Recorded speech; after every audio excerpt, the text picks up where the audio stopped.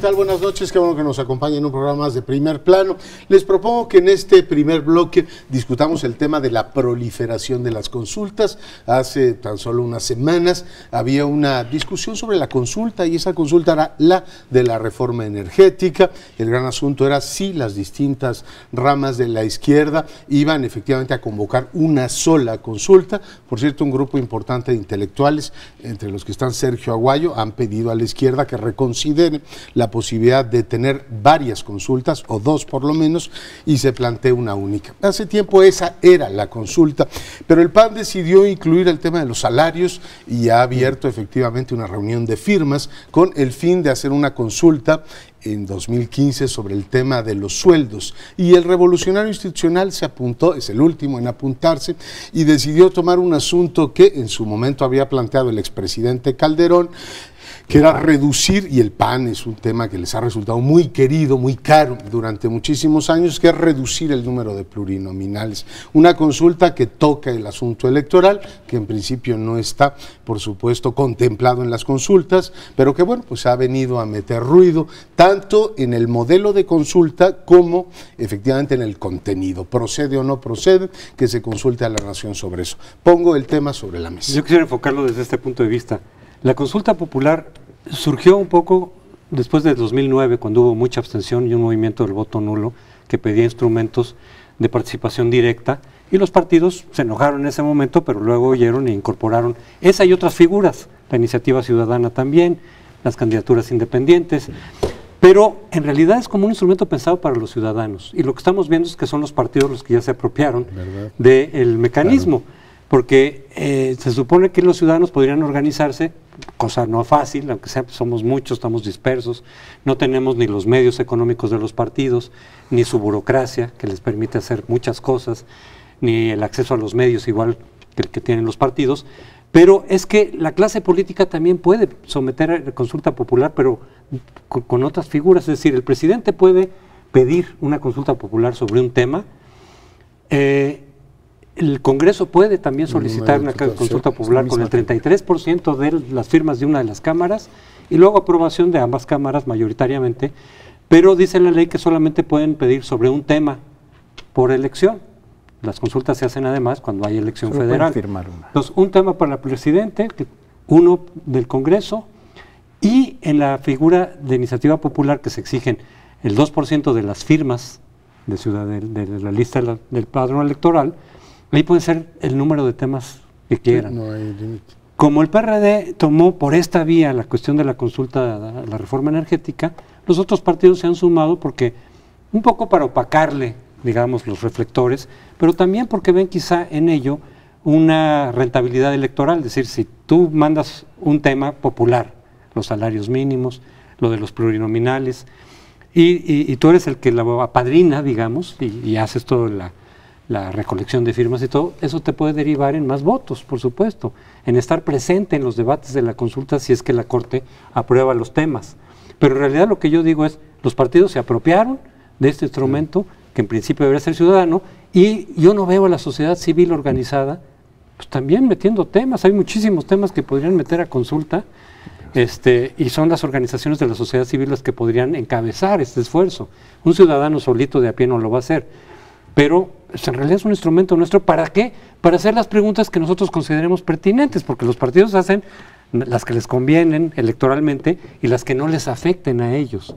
Pues somos nosotros los que tendríamos que utilizar este instrumento para presentar consultas sobre temas, digo, el de la reforma energética no digo que no lo sea importante, pero de temas que sean pertinentes para nosotros. Hay una respuesta numérica, José Antonio. Para que una consulta popular sea vinculatoria, necesita recibir 40%. El 40% de la lista nominal de electores, es decir, 32 millones de personas deben dar el voto.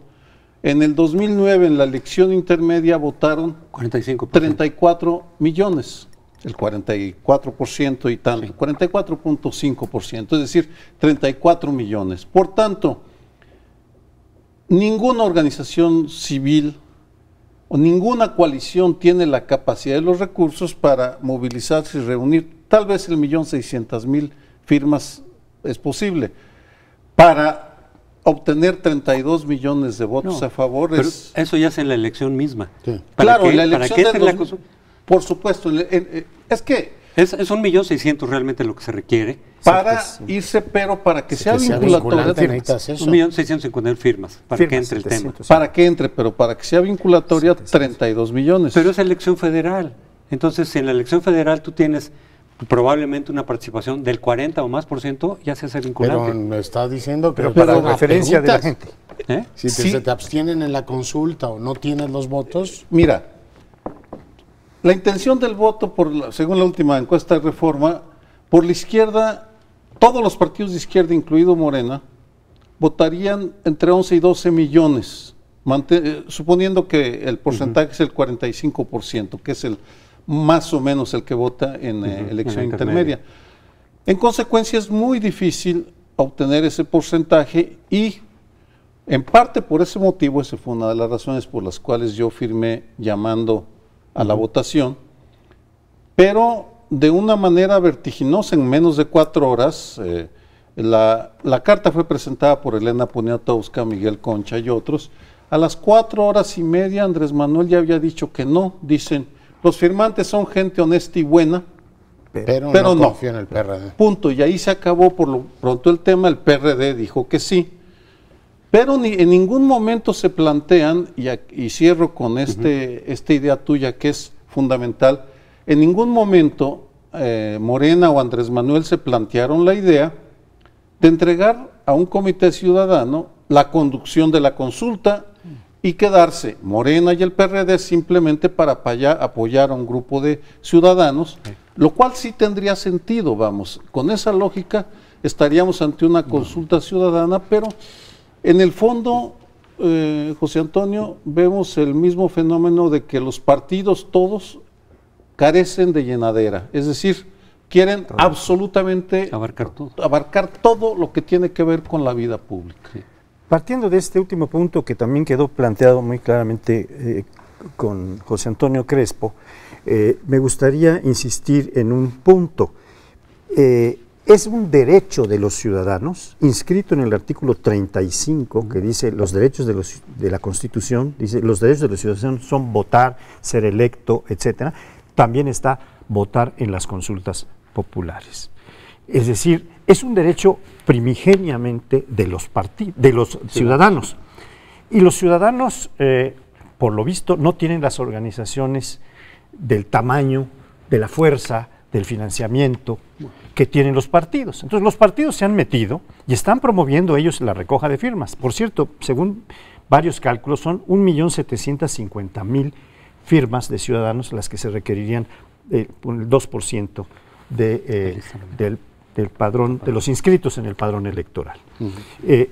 La otra cuestión que quisiera puntualizar es que las consultas se pueden hacer, se pueden convocar o solicitar, se tienen que convocar siempre por el Congreso, pero las pueden solicitar el presidente de la República sin ningún requisito más que su sola solicitud, 1/3 de cualquiera de las cámaras, cualquiera de las dos, 1/3 de los legisladores, y la puede presentar también la ciudadanía individualmente, para lo cual no se requeriría, si se reúnen las firmas que son el 2% que decíamos, no se requiere que nadie más lo apruebe. Es decir, con que se confirme que se entregaron las firmas, esto queda aprobado. Pero después está un tema que es vinculado legalmente en la Constitución, porque hay temas para los cuales no puede haber consulta popular, que vale la pena aclarar. Tema de impuestos o ingresos del Estado, gastos, impuestos ingresos del Estado, no puede consultarse sobre la disciplina de las Fuerzas Armadas, no puede consultarse sobre derechos humanos y no puede consultarse sobre la forma de gobierno, es decir, lo que salía en el artículo 40 de Somos una República Representativa Democrática, eso no se puede consultar. Claro, lo que propone el PRI no se puede consultar. Esto es típicamente lo que se prohíbe en los referendos, ¿no? Creo que sí. Pero nada más decir que hay un tema vital que empezaba a plantearse, es el de la reforma energética, y aparentemente estas otras dos consultas sobre salarios mínimos y sobre los plurinominales, reducción de plurinominales, son temas que van a distraer en general al público. Y el tema de los plurinominales es un tema que está excluido expresamente como una cuestión electoral, o por lo menos ese es un punto de discusión que está habiendo ahora. Yo creo que hay tres cosas que son importantes en este momento. Uno ya lo apuntaba Crespo, al principio era una lógica de darle a la ciudadanía herramientas, igual que esto que dicen ahora que podemos presentar iniciativas de ley. No veo un grupo de ciudadanos confeccionando una iniciativa de ley, llevándola ahí y decir, a ver, me la atienden. No nos dieron iniciativa preferente como la tiene el presidente, entonces se podría ir a la congeladora. No deja de ser dorar la píldora. Está este tema de la consulta, lo decías perfectamente. Los partidos se apropian de ellos, pero además no lograron, preocupados como estaban por el tema de la consulta en materia energética, patearon el bote y le dan a la Suprema Corte de Justicia la capacidad de determinar la relevancia o si procede o no el asunto. O sea, solo por imaginarme, no digo que vaya a ser así. La Suprema Corte le llega a la consulta priista y le dice, señores, no procede porque es sobre tema electoral y forma de gobierno, así es que su consulta no procede. Yo imagino que el PRI dirá, qué barbaridad, perdimos. Y por otro lado le va a decir a la izquierda, pues tampoco procede la tuya por esto. Y el PRI dirá, ya ve, yo me aguanto y como buen perdedor acepto las decisiones de la Corte, usted acéptelas igual. Con lo cual va a haber un desprestigio enorme, en vez de dejar salir a través de la consulta y legitimar en última instancia la reforma energética, vamos a tener una presión ahí enorme, con lo cual es tremendamente barroco, tremendamente complicado. Y si la idea era darle efectivamente más canales a los ciudadanos, debo decir que a estas alturas eso resulta frustrante. Fíjate que no estoy seguro que no pueda el tema, en términos de las temáticas que pueden ser consultadas, porque cuando se dice en las elecciones, yo así interpreto es que no se puede someter, por ejemplo, a decir, ¿usted cree que este ganó o no ganó? Pero, porque eso es de diseño, por eso está excluido lo electoral, o condiciones específicas. Como los impuestos. O cosas de organización electoral propiamente, decisiones del IFE, y eso pues no las puedes poner. Porque eso me parece más que es una cuestión de diseño institucional, es decir, ¿quieres un sistema de mayoría pura o uno de puro de representación proporcional o tantos y tantos? Que podría venir la propuesta, como algunos han dicho, 200 de mayoría y 200 de representación. Eso es un diseño institucional de cómo hacer la representación. Yo no lo veo tanto como electoral. El INE dijo de entrada que esa no procedía, ¿no? No. Que es el que formularía la pregunta. Todavía no. Pero es no. El INE además dio su opinión de que consideraba que los plurinominales deben estar ahí. Eso fue opinión personal de algunos de los consejeros. El presidente. Pero no hay nada oficial de decir, este no entra porque es electoral. Es la Corte. Y es la Corte la que lo tiene que decir. En lo que sí podría haber rechazo en todo caso es que se presenta como un cambio en la Constitución, también lo del PRI. Es decir, un cambio constitucional. Es necesario.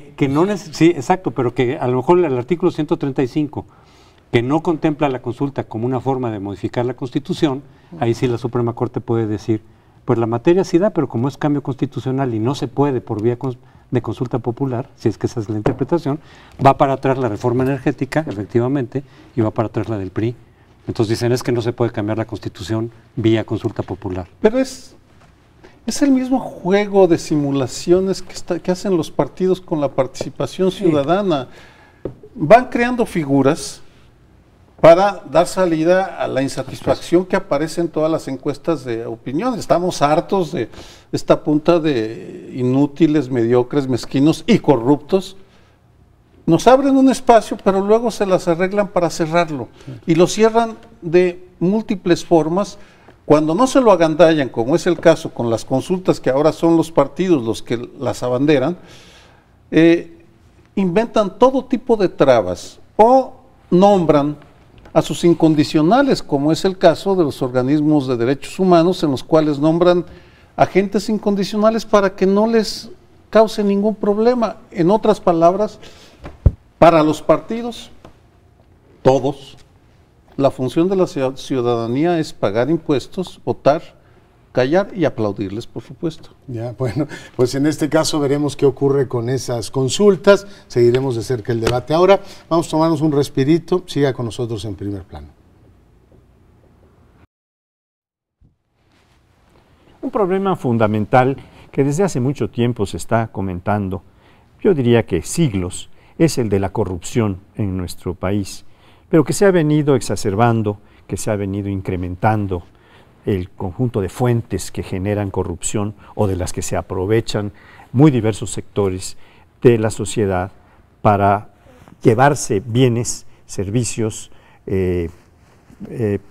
privilegios que no les corresponden, que les corresponden a otras instancias, o que les corresponden a la sociedad en su conjunto, a las instituciones, y se lo llevan a su patrimonio personal.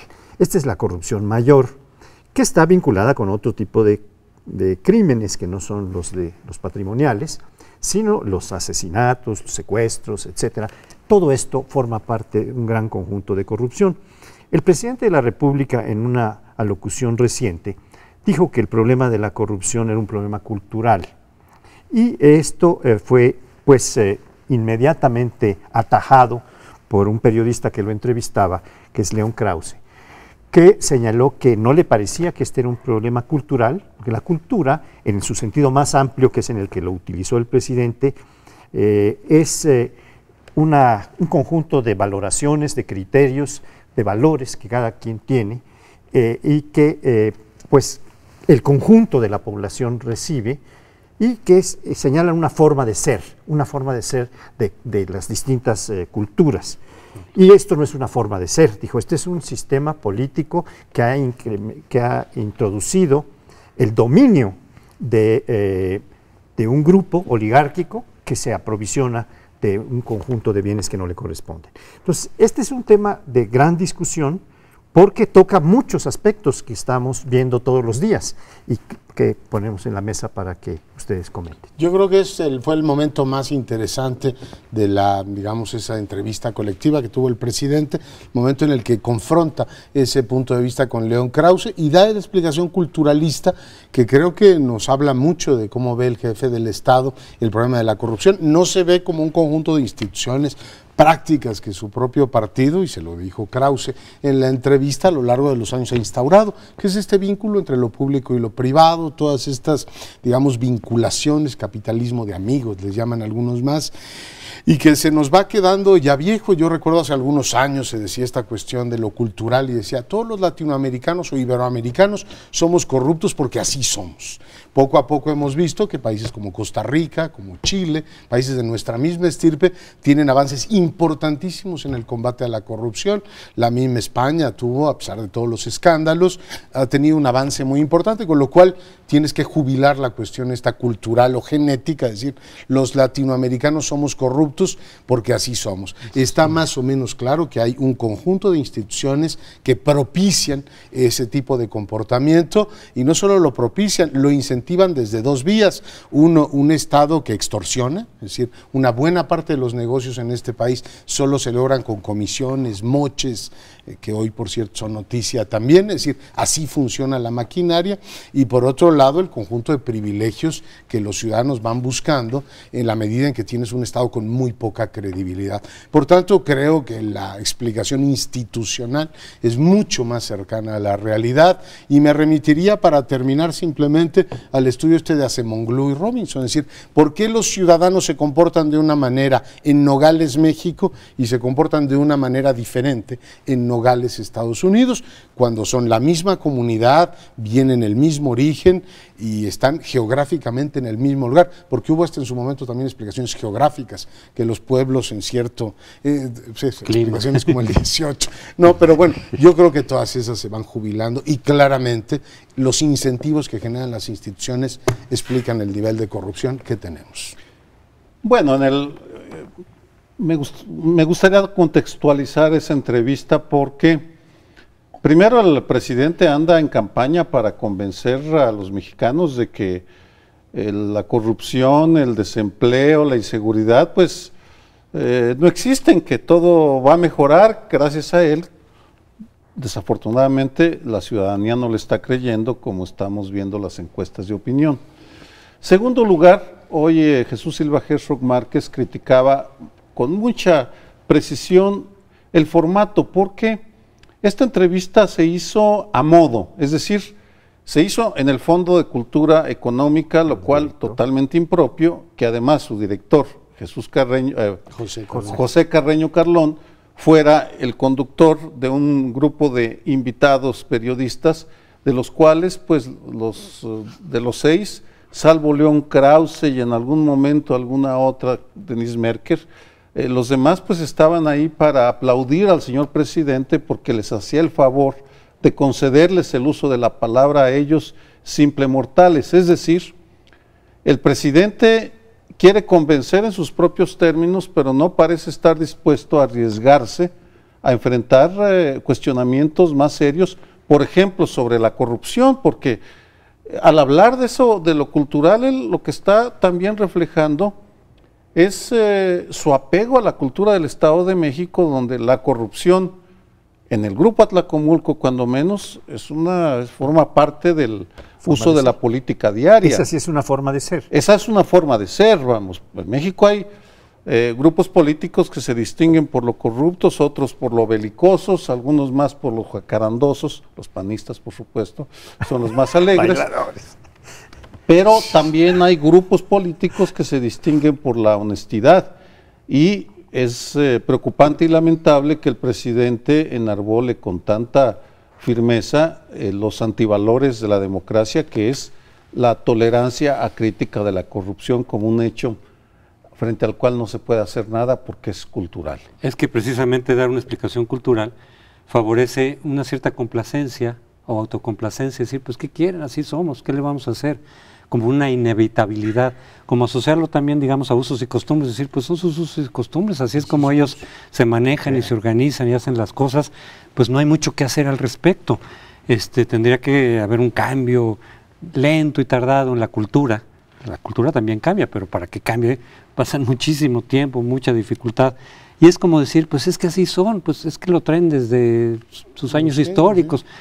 Cuando en realidad pues, la corrupción es una forma de abuso de poder, es una de las expresiones de abuso de poder, de la que hablan los filósofos políticos antes de que existiera el PRI y antes de que existiera México y antes de que se descubriera América siquiera, de pues una cuestión de naturaleza humana, de quien tiene poder tiene la tendencia a abusar del poder en beneficio propio de los suyos. Y ante lo cual tienes que tener un contrapeso institucional, que es el origen de la democracia política, decir, pues entonces no le des todo el poder, dale una parte de poder para que ejecute ciertas funciones operativas de toma de decisiones, etcétera, pero contraponle otro poder para evitar que unos y otros abusen del poder, se contrapesan. Pues es la teoría de división de poderes que viene desde hace mucho. Pero el problema es, si se quiere de naturaleza humana, que se tiene que contener institucionalmente. Cuando las instituciones aplican castigos a quien incurre en conductas abusivas desde el poder y de otro tipo desde la sociedad, pues entonces los actores se frenan por beneficio propio, es decir, si incurro en abuso de poder o en corrupción, pues voy a ir a dar a la cárcel, tan sencillo como eso. Y precisamente por eso es que ya no diga solamente de dos regiones, decías Nogales, México, Nogales, Estados Unidos, de los que viven ahí. No, el mexicano que cruza la frontera se empieza a comportar de otra manera. Pues, de un lado y otro es, el mismo mexicano que aquí se puede pasar todos los altos y demás. Se impone. Porque las diferencias institucionales sopesa, digamos, en la fuerza institucional de allá, el que se apliquen los castigos, el que se apliquen las multas, y con eso basta para que tu racionalidad empiece a ser otra y a comportarte de manera radicalmente distinta de un día para otro o en el mismo día.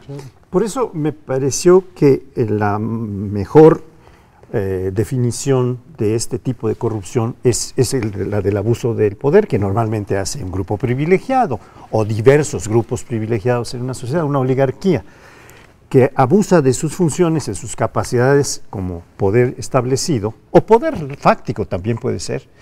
Y aquí viene muy al caso aquella frase famosa de Lord Acton, ¿verdad? Todo poder tiende a corromper. La frase original es tend to corrupt, tiende a corromper. Y el poder absoluto corrompe absolutamente. Esto es lo que está ahora viéndose con una gran claridad.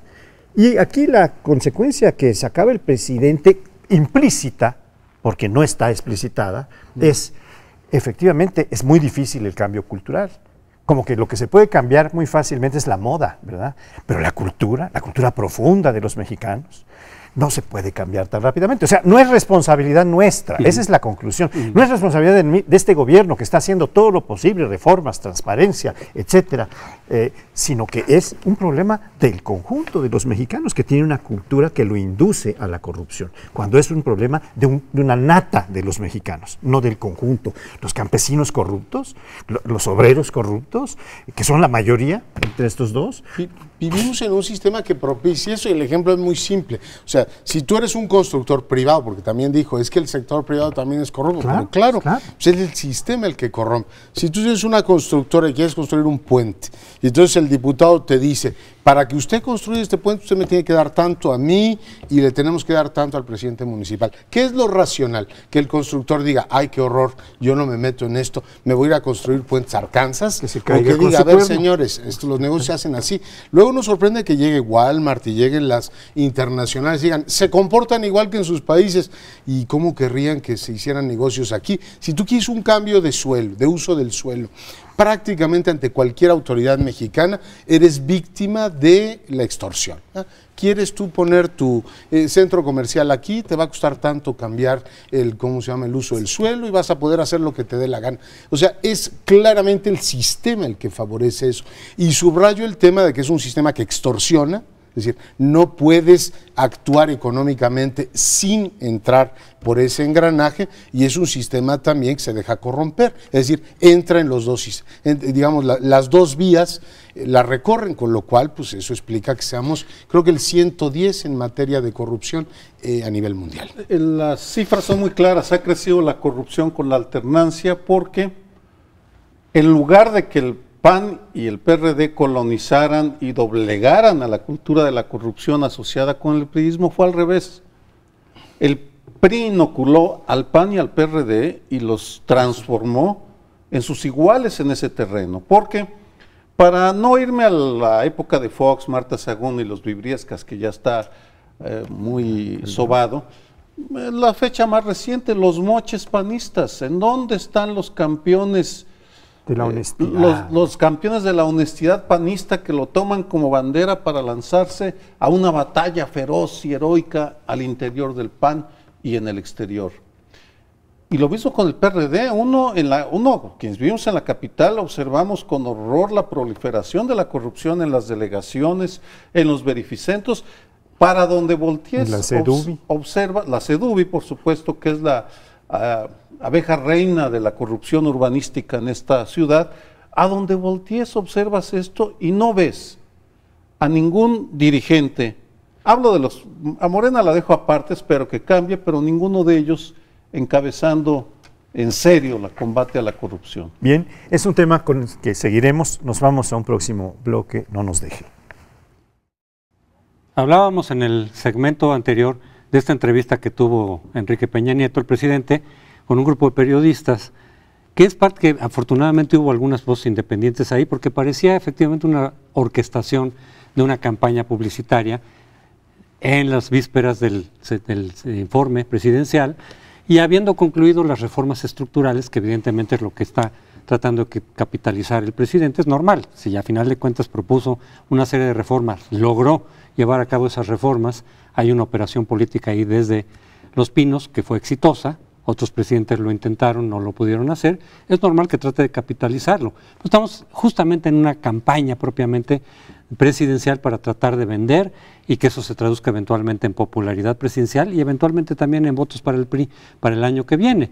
Esta entrevista de la que hablábamos el segmento pasado es parte de esa publicidad, de esa propaganda, y estamos viendo también y oyendo spots del presidente diciendo, sacamos las reformas, se las ofrecí, se lo está cumpliendo, eso va a transformar el rostro, podríamos ir ahorita al rostro jurídico de México, vamos a ver qué tanto transforma el rostro económico y social del país y que sea en el sentido deseado, eso falta por ver.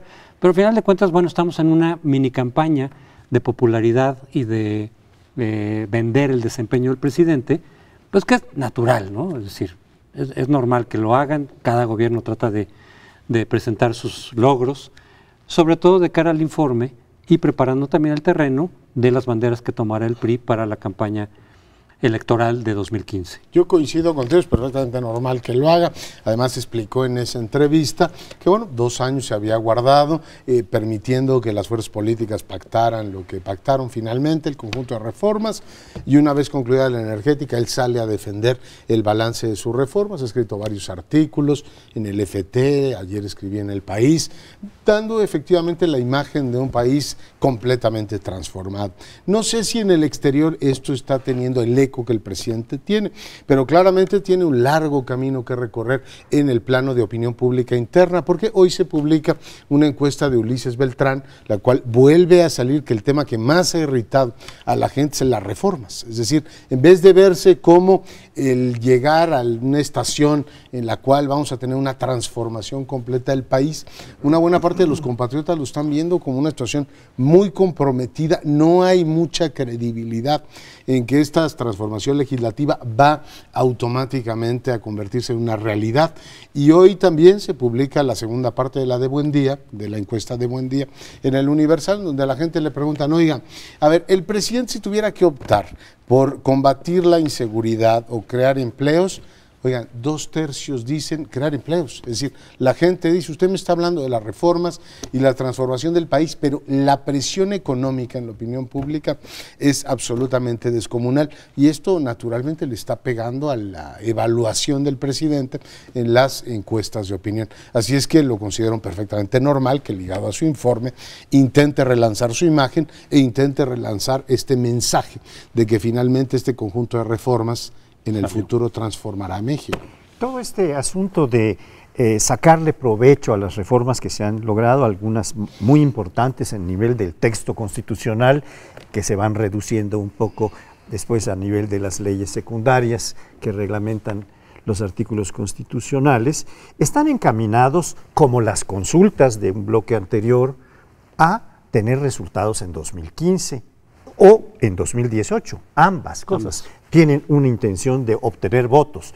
La izquierda, con sus dos facetas, con sus dos fases, sus dos caras, ¿verdad? La cara del PRD y la cara de Morena, está también tratando de lograr votos. Van a ir a las elecciones, de todos aquellos que se oponen, sobre todo a la energética.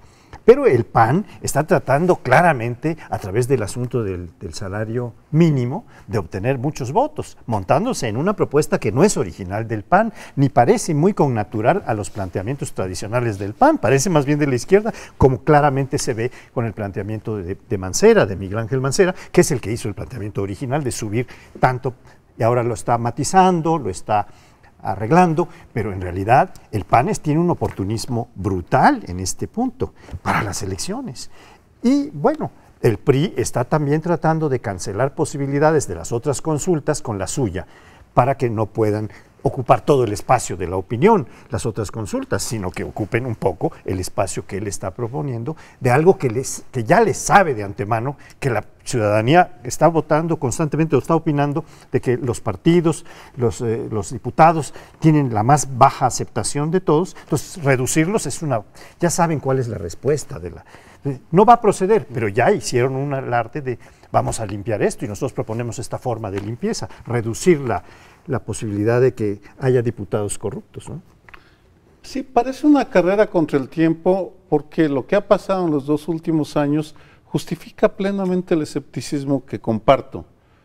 Las promesas están a esta altura, las leyes acá y la realidad acá. Lo ejemplifico rápidamente.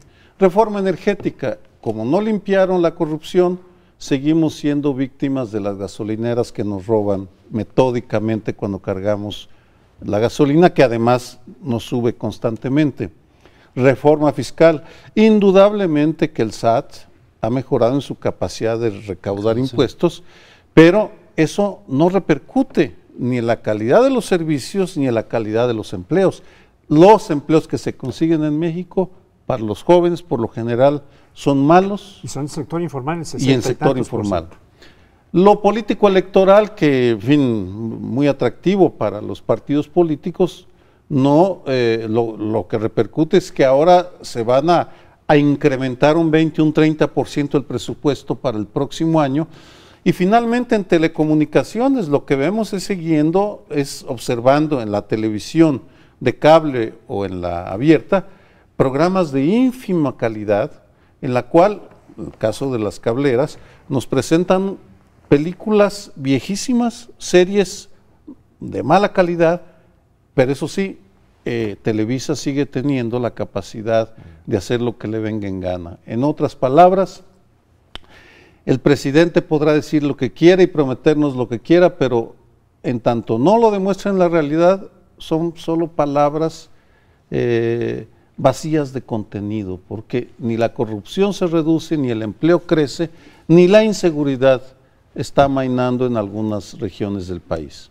Precisamente por eso hay un cierto grado de dificultad en vender, digamos, ciertas reformas que todavía no se ven sus efectos positivos, presumiblemente. Lo que se puede percibir, como lo señalas, es ahorita pues cosas que no cambian o que habrá que ver hasta después los resultados si son realmente favorables en alguna medida, difícilmente lo serán al 100%, a ver si no son contraproducentes las reformas, como muchos de quienes están en contra de tal o cual reforma dicen, es que esto no solamente no va a servir, va a ser contraproducente. Entonces el reto publicitario que tiene la presidencia ahorita y después el PRI es vender las reformas como algo positivo sin que se vean todavía los resultados.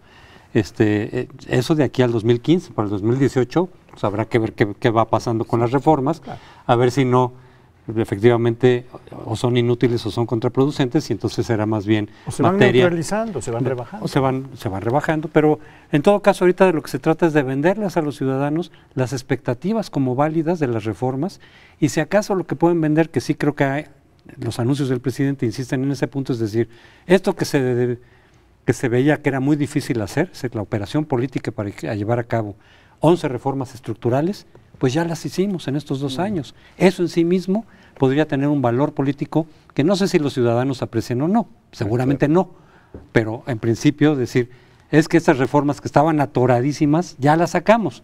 Pues a ver qué pasa con esas reformas ya en la realidad. No hay un ambiente así triunfalista, o sea, obviamente la narrativa del Ejecutivo es, mire, estas reformas no las habían sacado y aquí está el paquete, desde educación hasta telecomunicaciones, energía, en fin, el conjunto de reformas. El tema es que no ha cambiado el estado de ánimo del soberano, es decir, la gente dice, bueno, pues muy bien por sus reformas, pero estamos igual que en la capital, que nos anunciaron que tenemos ley de movilidad y no nos movemos. Tú dices, pues muy bien que haya ley sobre el particular, pero eso no quiere decir que nos podamos trasladar mejor de un punto a otro. Yo creo que el gran asunto es si el presidente conseguirá cambiar este estado de ánimo con esta, digamos, relanzamiento de la figura presidencial, y el enigma, que ya lo comentaremos el año próximo con amplitud, es si el presidente va a ser el eje de la campaña del 2015. Tanto Fox como Calderón optaron por entrar en las intermedias diciendo, a ver, yo necesito una mayoría. En el caso de Peña Nieto, no lo veo pidiendo una mayoría, porque ya no, oiga, pues si las reformas ya se la dieron, como para qué quiere una mayoría absoluta, pero sí va a ser, como en el caso de los 2 presidentes anteriores, el eje de las campañas. Tanto Fox como Calderón recibieron en las intermedias un severo varapalo del cual no se recuperaron. Creo que ese es el tema interesante en los próximos meses, ¿no? En términos de estado de ánimo e intención de voto. Bueno, no solo eso, creo que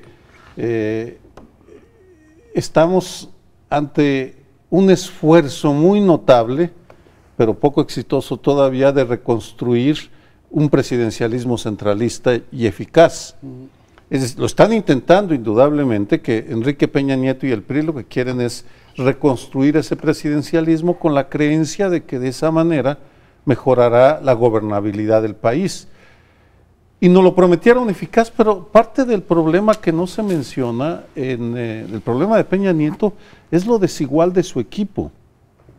Es decir, tiene personajes muy eficientes, pero rodeados o acompañados por personajes profundamente ineficientes. Pongo un ejemplo tal vez en donde está haciendo cortocircuito lo que pasa ahí dentro. Rosario Robles, que dirige la Sede Sol y que es una política experimentada, que conoce el tema, está rodeada de cuadros que no tienen experiencia en el tema, sino en el de utilizar los programas sociales para ganar elecciones. Y en ese sentido, vamos, algo que podría atenuar problema de la desigualdad en el ingreso, del hambre, no está logrando ser porque no hay esa transmisión de parte del aparato del Estado. Es un aparato estatal muy desigual, muy mexiquense en ese sentido, muy mexiquense porque está plagado de mexiquenses el gobierno federal. Y por eso se habla incluso de posibles cambios en el gabinete, pero en fin, ese es otro tema. Regresamos en unos segundos.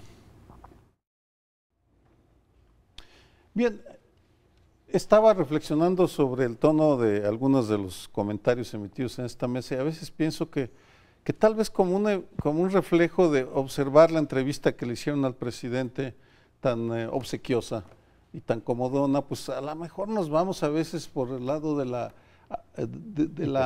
lo amargoso. Yo no me siento alguien amargo, me siento positivo, pero a veces pues creo que alguien tiene que decir lo que no anda bien. Y es el caso con los simuladores de las comisiones de derechos humanos, es decir, una forma de corrupción, tal vez la peor es la de aquellos que tienen el mandato de proteger a las víctimas y no las protegen por andarse jugando a la política. El caso de Raúl Plasencia, del presidente de la Comisión Nacional de los Derechos Humanos, que quiere reelegirse como presidente. Bueno, ya tiene estatua propia. Ya le están haciendo estatuas antes de ser reelegido, nada más le faltan unos corridos en el norte, porque en Sonora se la pusieron, en Sinaloa le deberían hacer unos corridos, o en Durango, que hay buenas bandas, pero es preocupante y lamentable, y no lo digo yo, sino que en las últimas semanas, meses han estado saliendo evidencia tras evidencia de lo limitado del trabajo que realiza la CNDH de Raúl Plasencia. Es decir, sí, su compromiso está con su figura, con proteger su burocracia, con estar en el presidium con el presidente, por supuesto, pero no está con las víctimas. Y el problema cuando aparecen estos simuladores es que las víctimas se quedan sin nadie que las proteja. Vamos, leía, cierro, que en el 2009, en su informe del 2009, no mencionó el caso de los 49 niños muertos en un incendio en el ABC de Sonora. Es decir, inconcebible que no mencione el Ombudsman Nacional un caso de tal gravedad y magnitud. Yo una preocupación y dos, digamos, manifestaciones de estupor. La preocupación es que un presidente de la Comisión de Derechos Humanos que sea funcional al poder, resulta muy atractivo reelegirlo, decir, si este señor no hace olas, ¿por qué no lo dejamos? Es decir, esa preocupación enorme que para un gobierno, y lo vimos en el Distrito Federal, y lo podemos ver a nivel federal, esto de tener un señor incómodo ahí que te esté señalando ciertas cosas, al poder no le gusta. Por tanto, la preocupación es que la tentación sea, como este no hace muchas olas, lo dejamos. El estupor. Me sorprende mucho que vaya por el mundo diciendo que en el último año de Calderón hubo no sé cuántas denuncias por violación de derechos humanos de los militares y de pronto, como por arte de magia, ese asunto desapareció con la siguiente administración. No puedo más que sorprenderme, decir, a ver qué ocurrió tan dramáticamente para que lo que venía siendo a partir del despliegue de las fuerzas federales en el territorio, un problema que era el choque y violación de algunos derechos humanos, de pronto desapareciera. Y el otro, como en este programa no podemos traer papeles, no me acuerdo de las cifras, pero bueno, son 20 y tantos mil desaparecidos, lo reconocieron la subsecretaria y la subprocuradora. De esas, número importante, son desapariciones forzadas, es decir, hay evidencia de que hay miembros de los cuerpos de seguridad del Estado que están directamente vinculados con eso, y no me acuerdo de la cifra, pero es absolutamente residual el número de expedientes que ha abierto el presidente de la comisión sobre eso. Si en un país pueden desaparecer 20 y tantas mil personas, de las cuales un número importante están vinculados con la operación de cuerpos de seguridad del Estado, uno se pregunta, oiga, ¿y por qué ese no es el tema fundamental del presidente de la Comisión de Derechos Nacional de Derechos Humanos? Por tanto, manifiesto mi estupor ante estos dos temas. Por favor. No, volvemos un poco al problema que hemos señalado por otras razones y otras circunstancias, pero que es el tema que está también ahí de fondo de las autoridades o las instituciones que en principio deben ser autónomas del Estado y que son politizadas, y cuando son politizadas entonces el resultado es es personajes que al final de cuentas tienen más compromisos políticos que compromisos con la ciudadanía, que esa sería la idea de las instituciones de Estado. Es decir, pues, aquí vamos a hacer las cosas por fuera de la política, por fuera de los intereses políticos, para responder realmente a las necesidades de la ciudadanía en distintos ámbitos, el de la transparencia por un lado, lo electoral, en este caso derechos humanos. Pero a final de cuentas, al politizarse los nombramientos, pues los titulares responden a sus compromisos políticos y a sus padrinos políticos y dejan en segundo plano o de plano totalmente de lado el compromiso con los ciudadanos, con la sociedad en general. Y es el caso que puede ocurrir aquí en la Comisión de Derechos Humanos Nacional, en la reelección, de que por compromisos de apoyo de las mayorías políticas que pueden estar brindando al actual titular, pues se quede otro periodo más.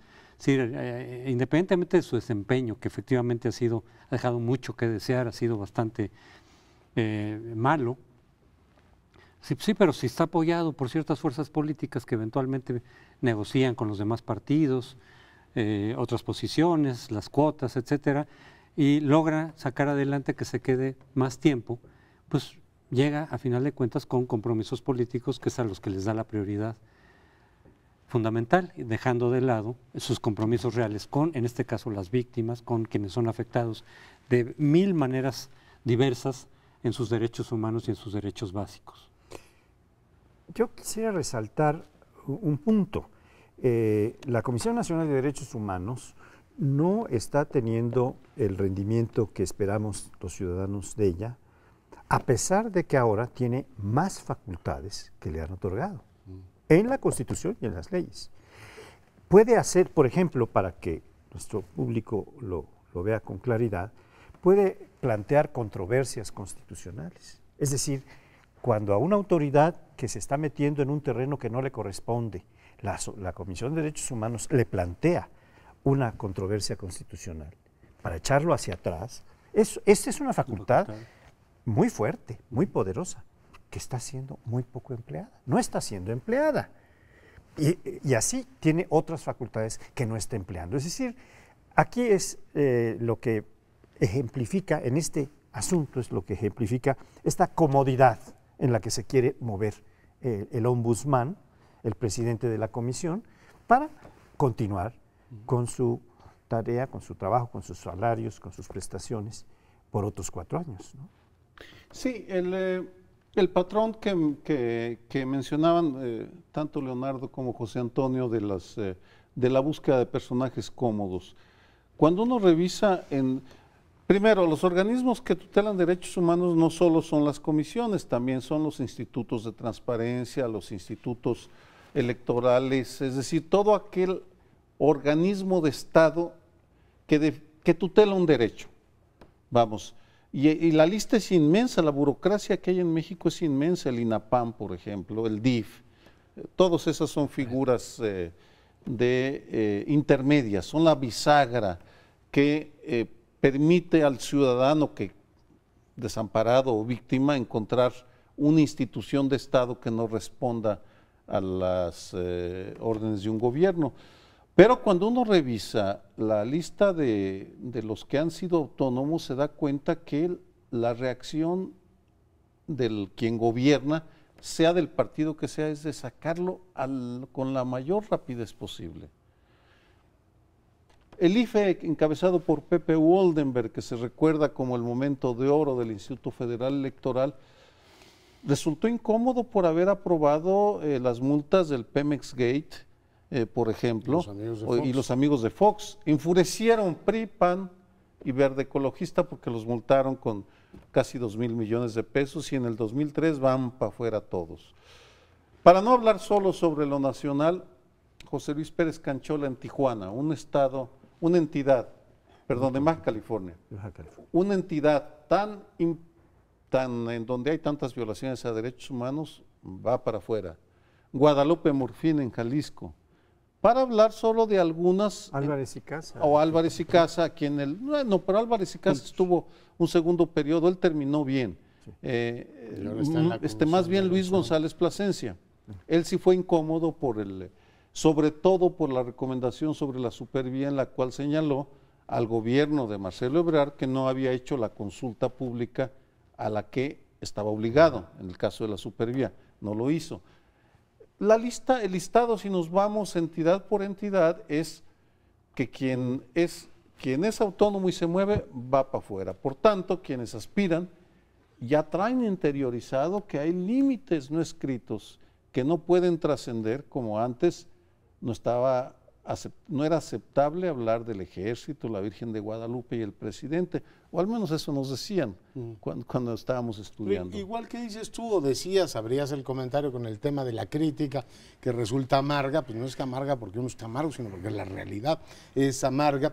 También estos funcionarios dicen, es que si yo señalo críticamente esto, entonces las clases políticas me lo van a tomar a mal. Entonces generas una serie de incentivos ahí que tienden a la complacencia, que yo creo que hay que denunciar. Hay que apostar por individuos que tengan, como en su caso Emilio Álvarez y Casa, que le dijo a Marcelo Ebrard, a ver, la policía de la Ciudad de México tiene que pedir una disculpa pública, te guste o no te guste, esto es absolutamente así. En consecuencia, pues esa autonomía es fundamental y bueno, pues en este caso esperamos que entiendan que eso está para eso. Bueno, les mandamos un saludo no amargoso, sino de muy buenas noches. Hasta luego.